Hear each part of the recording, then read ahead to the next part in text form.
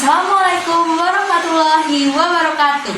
Halo semuanya, perkenalkan nama saya Latifah Ramadhani dari kelas 1B dengan NIM 202401552. Di sini saya akan membacakan sebuah dongeng dengan judul Timun Emas. Pada zaman dahulu kala, hiduplah seorang perempuan tua, Mbok Serintil namanya. Dia hidup sebatang kara, tidak punya keluarga. Setiap hari Mbok Serintil mencari kayu bakar di hutan untuk dijual ke pasar. Uangnya hanya cukup untuk makan sehari-hari. Namun bagi Mbok Serintil itu sudah lebih dari cukup karena dia hanya hidup seorang diri. Mbok Serintil sering kelelahan karena umurnya yang sudah tua. Siang itu, dia beristirahat di sebuah batu besar di tengah hutan. Dia menghayal, andai aku punya seorang anak, pasti hidupnya akan lebih mudah. Tapi suami saja tidak punya, bagaimana dia bisa memiliki seorang anak? Andaikan aku punya anak. Saat sedang asik melamun, tiba-tiba raksasa menyeramkan muncul di depannya. Mbok Serintil ketakutan sampai-sampai dia tidak bisa berdiri. Seluruh tubuhnya bergetar. Dia berpikir bahwa ajalnya akan segera tiba. Raksasa berkata dengan suara menggelegar, "Perempuan tua, aku lapar sekali. Di mana anakmu? Biar aku makan sekarang." Mbok Serintil menjawab dengan suara gemetar, "Anak, aku tidak punya anak." Raksasa itu mendekatkan wajahnya ke arah Mbok Serintil.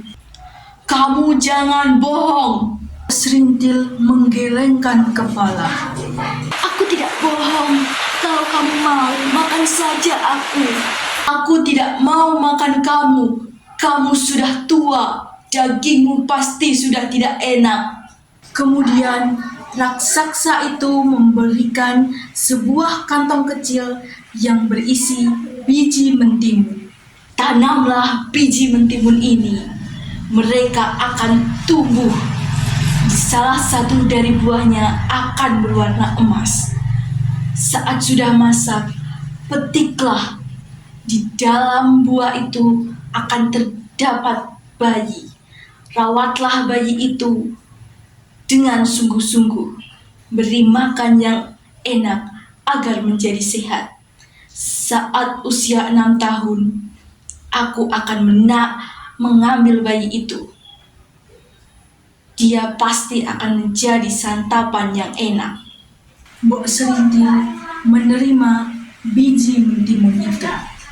Sesampainya di rumah, Mbok Serintil melaksanakan perintah raksasa.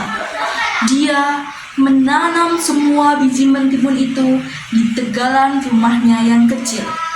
Setiap hari dia menyiram dan merawat kebun mentimunnya itu. Seiring berjalannya waktu, tanaman itu tambah subur dan mulai berbuah. Benar kata raksasa, salah satu dari buah yang ditanam berwarna emas. Mbok Serintil memberi perhatian khusus kepada timun emas itu.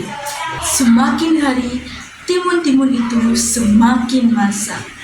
Timun emas pun tumbuh dengan besar. Sudah waktunya untuk membelah timun itu. Mbok Serintil akhirnya memetik timun emas itu dan membelahnya dengan hati-hati. Betapa terkejutnya dia saat mendapati seorang bayi perempuan menangis di sana. Seorang bayi perempuan yang cantik. Mbok Serintil senang sekali. Dia mendekap bayi itu dan menamainya Timun Mas. Timun Mas tumbuh menjadi anak yang sehat, cekatan, dan terampil. Mbok Serintil tak henti-hentinya bersyukur karena memiliki anak yang berbakti seperti Timun Emas. "Sini Mbok, ku bantu."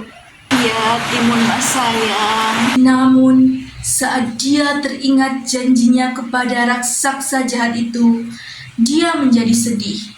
Karena sebentar lagi, Timun Emas akan berusia 6 tahun.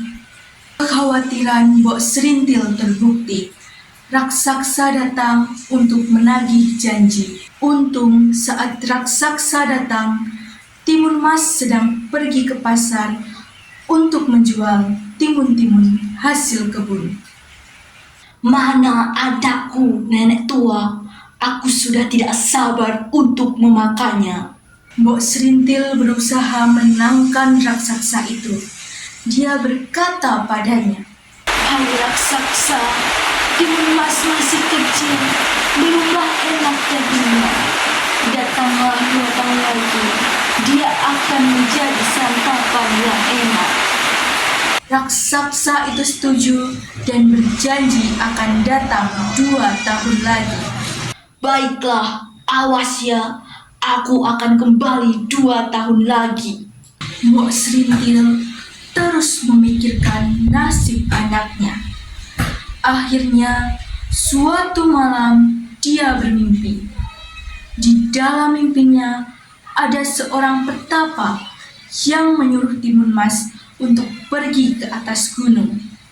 Mbok Serintil mengikuti pesan dalam mimpinya. Dia menceritakan semua kepada Timun Mas tentang janjinya kepada raksasa. Mbok Serintil meminta Timun Mas pergi ke tempat pertapa itu berada. Timun Mas anakku, hati-hati ya sayang. Terima kasih, Timun Mas pamit dulu ya. Timun Mas yang patuh segera menuruti perintah ibunya. Dia menemukan rumah petapa itu, kemudian menceritakan semuanya. Pertapa itu memberikannya 4 kantong kecil yang hanya boleh dibuka saat Timun Mas dalam keadaan darurat. Timun Mas, ini kakek bawakan 4 kantong benda untuk menyelamatkanmu dari raksasa jahat itu. Terima kasih, Kek. Timun Mas pamit pulang dulu ya. Timun Mas pulang ke rumahnya. Namun, saat sampai di rumah, alangkah terkejutnya dia karena sang raksasa sudah menunggu. Lari Timun Mas, lari selamatkan dirimu.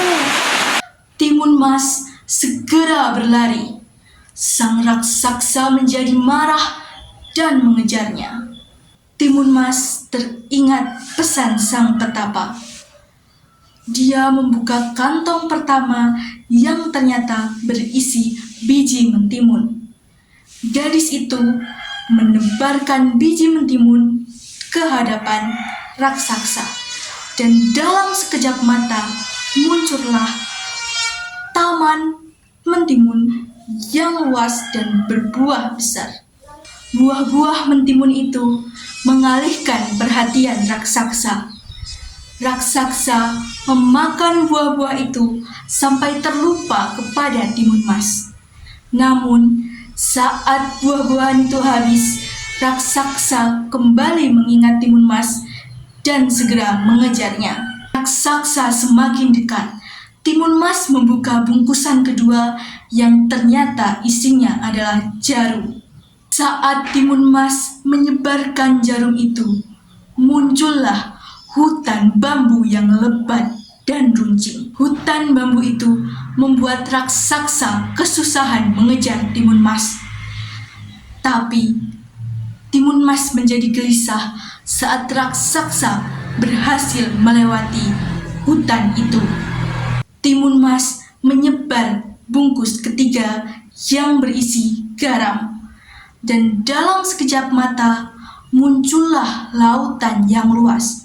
Sang raksasa berusaha berenang dengan cepat. Kakinya yang perih karena terkena bambu tidak menyurutkan tekadnya untuk mengejar Timun Emas.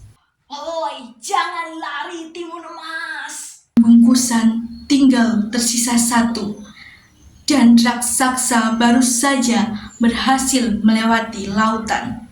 Dalam hati, Timun Mas menangis dan meminta Tuhan untuk melindunginya.